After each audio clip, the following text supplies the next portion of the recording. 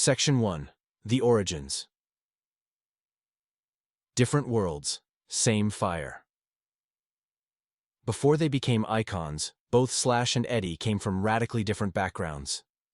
Eddie Van Halen was born in the Netherlands and raised in Pasadena, California. His early years were steeped in classical music. He trained on piano before picking up the drums, and finally, the guitar. By the time he was a teenager, Eddie was obsessively tinkering with amps and guitars, chasing a tone in his head that didn't exist yet. That same curiosity would later lead him to build the infamous Frankenstrat, a Frankenstein-like guitar he customized piece by piece. Slash, meanwhile, was born Saul Hudson in the UK, but grew up in the chaotic heart of Los Angeles. His parents were deep in the entertainment industry. His mom styled David Bowie, and his dad designed album covers for major bands.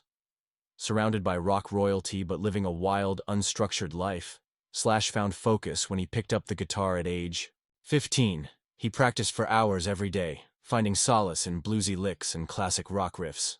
While Eddie approached the guitar like an inventor, Slash treated it like a diary, a way to pour emotion into every note. But their paths to fame couldn't have been more different. Section 2. The Breakthrough Moments. Every legend has a defining moment, the spark that sets their legacy on fire. For Eddie Van Halen, that moment was Eruption. Released in 1978 on Van Halen's debut album, the 1-minute 42-second instrumental completely blindsided the rock world. His two-handed tapping technique wasn't just flashy, it was groundbreaking. Guitarists everywhere were left wondering if what they'd heard was real or studio trickery. It wasn't. Eddie had raised the bar in a way no one saw coming. 9 years later, Slash had his own explosion. Sweet Child O' Mine dropped in 1987 and featured a guitar intro so unique, so catchy, that it instantly became etched into rock history. What's crazy is Slash originally thought it was a joke, just a warm-up exercise. But that riff launched Guns N' Roses into the stratosphere. Unlike Eddie's technical marvel, Slash's moment was all feel. It was gritty, memorable, and emotionally charged. While one shocked the world with technical wizardry, the other mesmerized with raw soul. Section 3. Signature Sound and Style. What truly separates Eddie and Slash isn't just what they played, it's how they sounded doing it. Eddie's brown sound became the holy grail of tone, rich, warm, and slightly aggressive, yet crystal clear. It wasn't just his fingers doing the magic. He modded his amps, rewired his guitars, and even invented tools to manipulate tone on the fly. The Frankenstrat wasn't just a guitar. It was a symbol of rebellion against cookie-cutter gear. Slash, meanwhile, carved his sonic identity through his Gibson Les Paul and Marshall amp setup.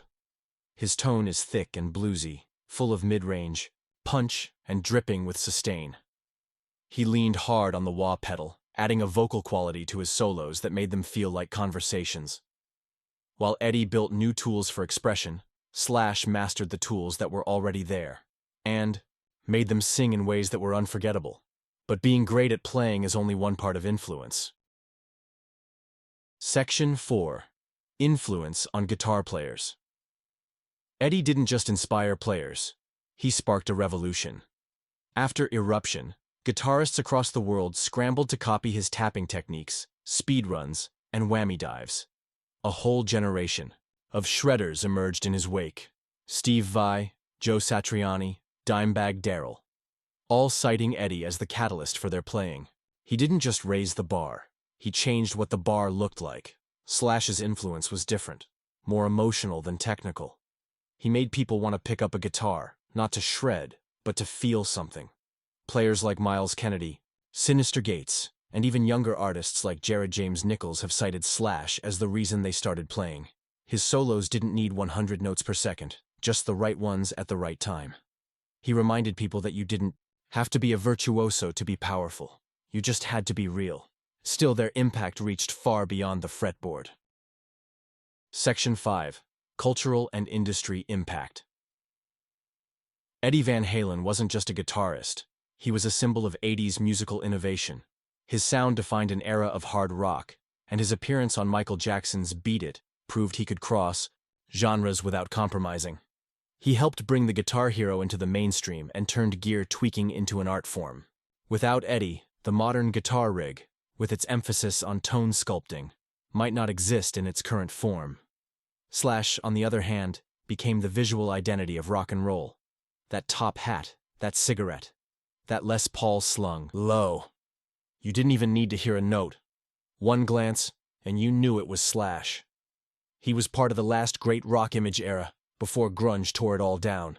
Beyond image, Slash became a bridge between generations, collaborating with everyone from Fergie to Lemmy to Ozzy. While Eddie pushed the sonic envelope, Slash pushed the cultural one, and both changed the game. And even after the spotlight faded, their legacies kept evolving. Section 6. Longevity and Legacy. When Eddie Van Halen passed away in 2020, the music world stopped. Tributes poured in from every corner. Pop stars, metalheads, and producers alike all recognized what he meant to the industry. His son Wolfgang continues to carry the Van Halen name forward, and interest in Eddie's playing and innovations has only grown since his passing. From signature guitars to tone recreations, his influence is still studied and emulated.